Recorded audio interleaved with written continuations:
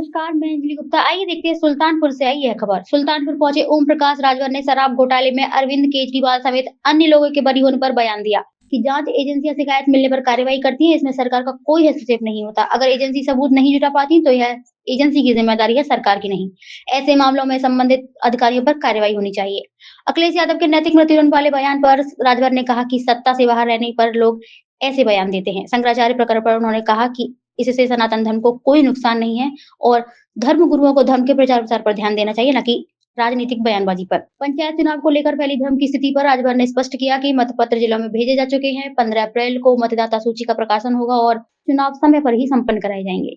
विपक्ष का आरोप है कि ये बदले की राजनीति की जा रही है। अभी देखिए जो है अदालत के कई फैसले आए, अरविंद केजरीवाल, मनीष सिसोदिया, राहुल, सोनिया, रॉबर्ट वगैरह सब बरी हो जा रहे हैं कोर्ट से। तो क्या आप मानते हैं इसको किस नजरिए? देखिए, चाहे वो सीबीआई हो चाहे ईडी हो, ये स्वतंत्र एजेंसी है।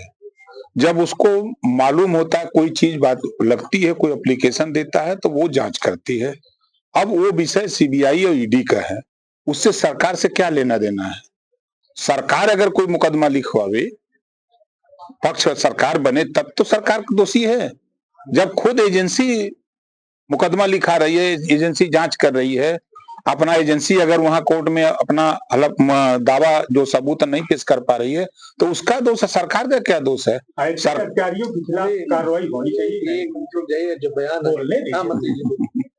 क्यों नहीं होनी चाहिए? ऐसे अधिकारी अगर भ्रष्ट काम कर रहे हैं तो कार्रवाई होनी चाहिए। अब इसके पक्षधर हैं। मंत्री जी, जैसे अभी अखिलेश यादव का इसी पे ट्वीट आया, शराब घोटाले में जो केस बंद किया गया है उस पे उन्होंने कहा है कि ये एक तरह से नैतिक इंसिडेंट समान है, और उनके इस बयान को किस तरह से देखते हैं? देखिए, जब आदमी सत्ता से बाहर होता है तो इसी तरह के बयान देता है। 1990 में शंकराचार्य के खिलाफ जो लाठीचार्ज हुआ था, किसकी सरकार थी? सत्ता में थे न तब। तो सत्ता में जब कोई भी रहता है तो संविधान की शपथ लेके काम करता है, कार्रवाई करता है कि हम संविधान की शपथ लेते हैं, हम संविधान के दायरे में कार्रवाई करेंगे। तो मैं उस बयान पर, जो माननीय अखिलेश जी का बयान है, उस बयान पर मैं फिर कह रहा हूं, वो सीबीआई और ईडी स्वतंत्र एजेंसी है। वहां कोई भी जांच करने के लिए कोई भी दे तो वो जांच करती है, वो अपना साक्ष्य सबूत पेश करे, न्यायालय में अपना पक्ष रखे, उसके पक्ष में होता है, उसके पक्ष में तो फैसला न्यायालय का होता है। शंकराचार्य जी को लेकर संत समाज भी एक तरह से खेमेबंदी हो गई है। एक तरफ शंकराचार्य हैं और तमाम साधु संत हैं, और उस पर सरकार ने भी अभी स्टे कर दिया है उनके अरेस्टिंग पर, और ऐसे सनातन का नुकसान हो रहा है इसमें, और इसको किस तरह से कैसे भरपाई होगी इसके? कि सनातन का कोई नुकसान नहीं है, पहली बात। दूसरी बात कि शंकराचार्य जिनकी चर्चा आप कर रहे हैं, क्या वजह है कि उन्हीं के खिलाफ समाजवादी पार्टी की सरकार में भी मुकदमा पंजीकृत बनारस में हुआ था, लाठीचार्ज हुई थी? क्यों हुआ था? शंकराचार्य का काम होता है जिस धर्म के होते हैं उस धर्म का प्रचार प्रसार करना, लोगों को उस धर्म से जोड़ना, ये काम होता है। न कि मुख्यमंत्री से लड़ना, मुख्यमंत्री के खिलाफ अनर्गल बयानबाजी देना, प्रधानमंत्री के खिलाफ अनर्गल बयानबाजी देना। आप जिस महकमे में है, आप उस महकमे में उधर काम करिए। क्यों कर रहे हो ऐसा? अब उन्हीं से पूछिएगा तो बताएंगे। हमारा जब मानना है, हम तो यही जानते हैं, अगर हम नेता हैं तो हमको नेतागिरी करनी चाहिए। अब हम डीएम का पावर तो नहीं इस्तेमाल कर सकते, हम एसपी का पावर तो नहीं इस्तेमाल कर सकते।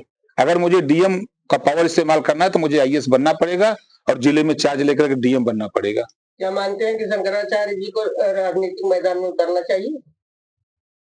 तो खुला मैदान है, कोई भी उतर सकता है। इसी लाइन पर बात कही ना कि उनको आईएएस बनना चाहिए, इस करके तो वो संत समाज छोड़ करके। मेरा कहने का तात्पर्य है कि जो संत महात्मा हैं, अगर वो मुख्यमंत्री के खिलाफ, प्रधानमंत्री के खिलाफ बोल रहे हैं तो वो अपने दायरे से हट करके बोल रहे हैं ना।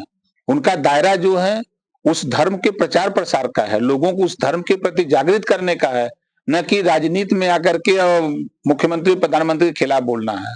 देश और राष्ट्र के हितों को लेकर के शंकराचार्य पीठ से अक्सर बयान आते रहे हैं, तो क्या इस बार बयान वो खिलाफ हो गए सत्ता के? नहीं, सत्ता के खिलाफ बयान, सत्ता के खिलाफ क्यों? सरकार ने आपका क्या नुकसान कर दिया? आप कानून अपने हाथ में लेंगे तो कानून अपना काम करेगा।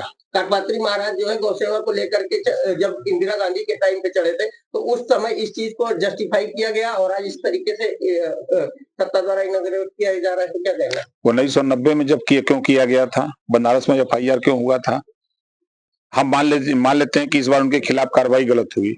1990 में क्यों हुआ? समाजवादी पार्टी की सरकार थी, FIR हुआ, लाठीचार्ज हुआ था बनारस में, मालूम है ना? क्यों उन्हीं के खिलाफ होता है? और भी तो शंकराचार्य हैं। 2015 में प्रधानमंत्री नरेंद्र मोदी के रहते हुए उस समय गणेश पूजा के विसर्जन को रोका गया था शासन ने, इसको लेकर के सपा ने कहा था और उसको लेकर के अखिलेश यादव ने माफी मांगी थी जाकर के शंकराचार्य से। क्या आप मानते हैं वर्तमान सरकार भी माफी मांगेगी? क्यों माफी मांगेगी? क्यों माफी मांगेगी? सरकार का क्या रोल है उसमें? अभी अरुण राजभर का एक बयान आया है भाजपा के राष्ट्रीय प्रवक्ता का कि 5 मुख्यमंत्री 25 डिप्टी CM बनाए जाएंगे अगर मेरी सरकार बनती है। का बयान देखिए, सपक बयान आया कि बाप बेटवा दोनों जैसे लंच आए, कुछ भी बोलते रहते। देखिए, सपा का बयान देने वाला साथी जो बयान दिया है उससे भी वो आगे है। मतलब ये NCERT बोर्ड में अभी एक कक्षा 8 में सामाजिक विज्ञान के विषय में जोड़ा गया है न्यायपालिका में भ्रष्टाचार। इसको लेकर सुप्रीम कोर्ट ने टिप्पणी की है और अभी UGC भी था। क्या लग रहा है कि एक माहौल बनाया जा रहा है सरकार या जो है केंद्र सरकार या प्रदेश सरकार के लिए? नहीं, ऐसा कुछ नहीं है। केंद्र और प्रदेश सरकार के UGC को लेकर मामला न्यायालय में विचाराधीन है, तो उसमें कौन सा माहौल बनाया जाएगा? नहीं, जो न्यायपालिका में भ्रष्टाचार को विषय को नहीं, जो कांग्रेस के नेता ने जो बयान दिया है, तो कांग्रेस के नेता ने बयान दिया है तो उनके बयान को ही मान लिया जाए कि सही है। कुछ जांच होगी, जांच में अगर वो बात सही है तब ना कोई बात होगी कि किसी के बयान को ही साक्ष्य मान लिया जाए। पंचायत चुनाव को लेकर क्या स्थिति है आपका? अपने बयान पे अभी भी अडिग है, समय पर होगा? देखिए, मत पत्र छप करके जिले में पहुंचा दिए गए हैं। 15 अप्रैल को मतदाता सूची का प्रकाशन होने जा रहा है।